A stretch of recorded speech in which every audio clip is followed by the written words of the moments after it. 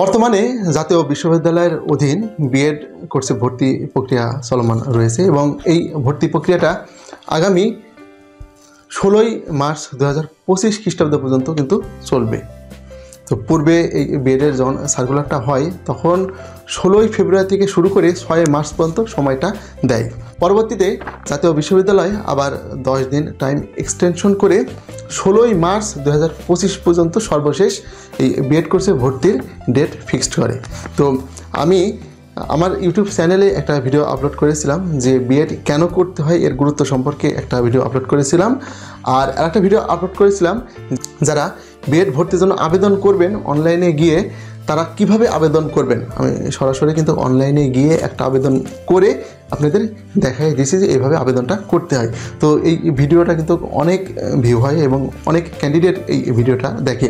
তো এই ভিডিওর নিচে সর্বদাই কিন্তু একটা কমেন্ট বেশি আসতেছে যে স্যার, যে জাতীয় বিশ্ববিদ্যালয় যেই 90টা কলেজ বিএডের জন্য যে সিলেক্ট করছে সেই কলেজের লিস্টটা আমাকে দেন, বা তারা নিজেরা তাদের মন মতো একটা পছন্দের যে কলেজ সেই কলেজের নামটা লিখছে, যে লিখে আবার বলতেছে স্যার এই কলেজ থেকে কি বিএড করলে বিএড স্কেল পাওয়া যাবে কি না। অর্থাৎ সবগুলো ভিডিওতেই একটা মানে তাদের কনফিউশন যে কোন কোন কলেজ থেকে বিএডটা করা যাবে বা জাতীয় বিশ্ববিদ্যালয় কোন কোন কলেজকে বিএড করার জন্য অনুমোদন দিয়েছে, যে কলেজ থেকে বিএড করলে বিএড স্কেলটা পাওয়া যাবে।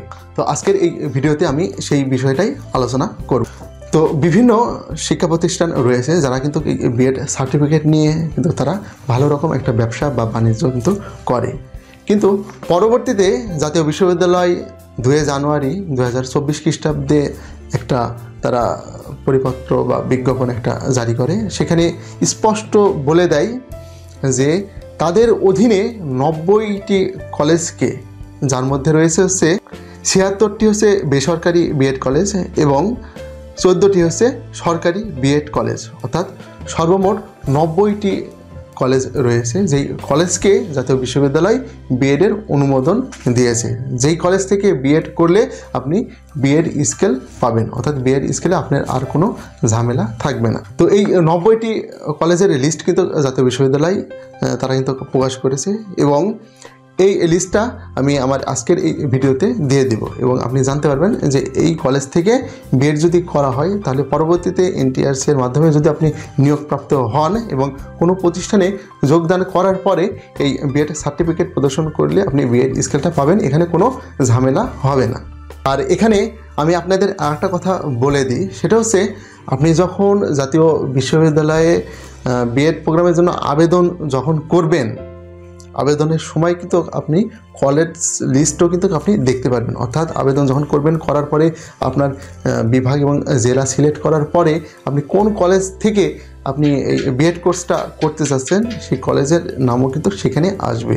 অর্থাৎ জাতীয় বিশ্ববিদ্যালয় যেসব কলেজকে বিএডের অনুমোদন বা অনুমতি দেয় না সেই সব কলেজের নাম কিন্তু সেই অনলাইন আবেদন করার সময় সেগুলো কিন্তু আসবে না। এজন্য আপনারা যখন বিএডে আবেদন করবেন সেখানে কিন্তু ভুলভাল কোনো কলেজে, যেই কলেজগুলোর মানে অনুমোদন জাতীয় বিশ্ববিদ্যালয় দেয় না, বা যেসব কলেজ থেকে বিএড করলে আপনি NTRC এর মাধ্যমে টিচার হলে আপনি দেখা যাচ্ছে বিএড স্কেল পাবেন না, এই কলেজগুলোর নাম কিন্তু আবেদনের সময় আপনি পাবেন না। এজন্য কোনো টেনশন করার দরকার নেই।